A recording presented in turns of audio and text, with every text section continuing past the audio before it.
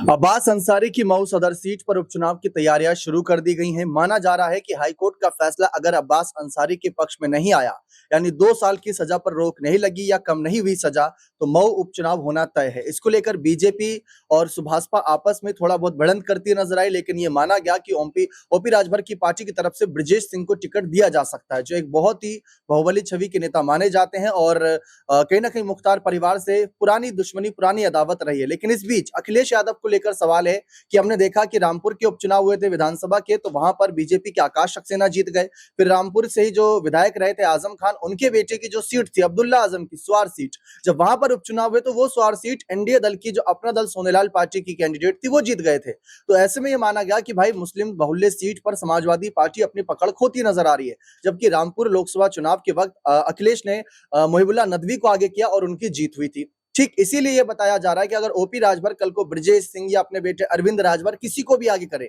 उनकी तरफ से कौन आता है इससे फर्क नहीं पड़ता।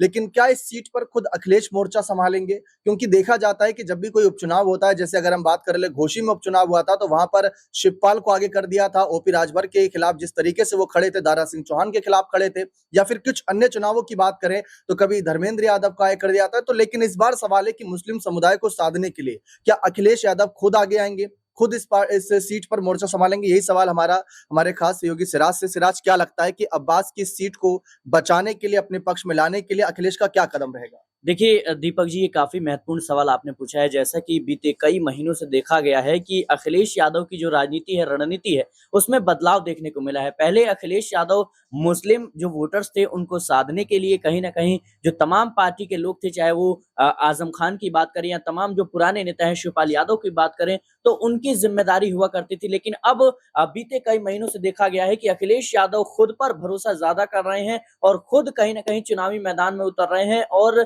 तमाम जो पक्ष है उसको रखते हुए नजर आ रहे हैं, चाहे वो किसी भी जाति धर्म के लोग हो, उनको साधने की पूरी कोशिश कर रहे हैं। और देखिए, अब्बास अंसारी का मामला इसलिए भी अहम हो जाता है क्योंकि उत्तर प्रदेश में हाल ही में 10 विधानसभा सीटों पर उपचुनाव हुए और उस उपचुनाव में क्या हुआ, हम सबने देखा किस तरीके से चुनाव हुआ और किस तरीके से जो तमाम चीजें थी वो वीडियो फोटो सामने आई। खैर, मऊ उपचुनाव की बात करें तो देखिए, अब्बास अंसारी का जो ये पूरा मामला है ये अखिलेश यादव से ही जुड़ा हुआ है। अखिलेश यादव को लेकर ही वो बयान दे रहे थे कि भैया से बात हुई है, यानी अखिलेश भैया से बात हुई है और तमाम जो हिसाब किताब होगा अधिकारियों का वो चुनाव के बाद किया जाएगा। लेकिन बड़ा सवाल यह है कि देखिए, अखिलेश यादव इस सीट को कह सकते हैं कि खुद इसलिए साधने की कोशिश में है क्योंकि 2027 में विधानसभा के चुनाव है और ये किसी सेमीफाइनल से कम नहीं है। अगर इस उपचुनाव में ही जीत कर नहीं दिखाएंगे तो फिर जाहिर सी बात है कार्यकर्ताओं का जो मनोबल है वो टूटेगा। इसके साथ ही वोटरों में एक संदेश जाएगा कि कहीं ना कहीं समाजवादी पार्टी में अभी भी कुछ कमियां हैं या अभी भी उसका जो जनाधार है वो उतना ज्यादा नहीं है कि वो जीत सुनिश्चित कर सके। तो देखिए, ये छोटी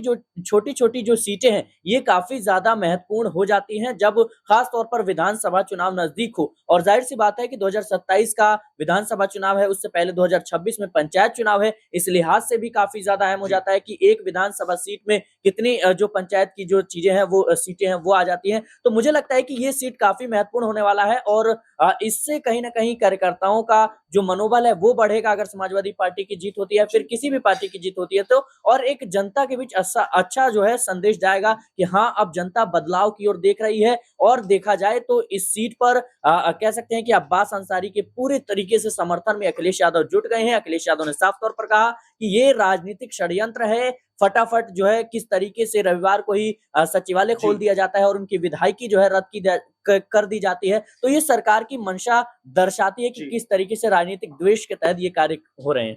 देखिए, इस सीट पर लड़ाई तगड़ी होगी, ये माना जा रहा है। अगर उपचुनाव होता है, पहले तो कोशिश यही है कि अब्बास को राहत मिले, 2 साल की सजा पर रोक लगे या सजा कम हो, क्योंकि सजा कम होती है तो विधायकी वापस मिल सकती है या उपचुनाव नहीं होगा। ऐसी स्थिति में अगर उपचुनाव होता है तो बीएसपी, बीजेपी, सुभाषपा जैसे 3 बड़े दल इनके सामने होंगे और ऐसे में समाजवादी पार्टी को अपने आप को साबित करना होगा, क्योंकि ये देखने को मिला कि जिसके साथ अंसारी परिवार रहा उसकी जीत हुई है। लेकिन सिंबल भी इस समय काफी मैटर करेगा। हमने देखा था नसीम सोलंकी की जो यहाँ पर वापसी हुई थी इरफान सोलंकी की सीट पर, या इकरा हसन की बात कर लें, लेकिन उसमें अखिलेश के बड़े फैसले थे। मुहिबुल्लाह नदवी को आगे करना वो अखिलेश का फैसला था, आज भी उसकी काफी चर्चा होती है। ठीक उसी तरीके से मऊ सीट पर क्या रणनीति रहेगी समाजवादी पार्टी नेता अखिलेश यादव की, देखते हैं आगे। बने रहे चैनल के साथ। बहुत बहुत शुक्रिया।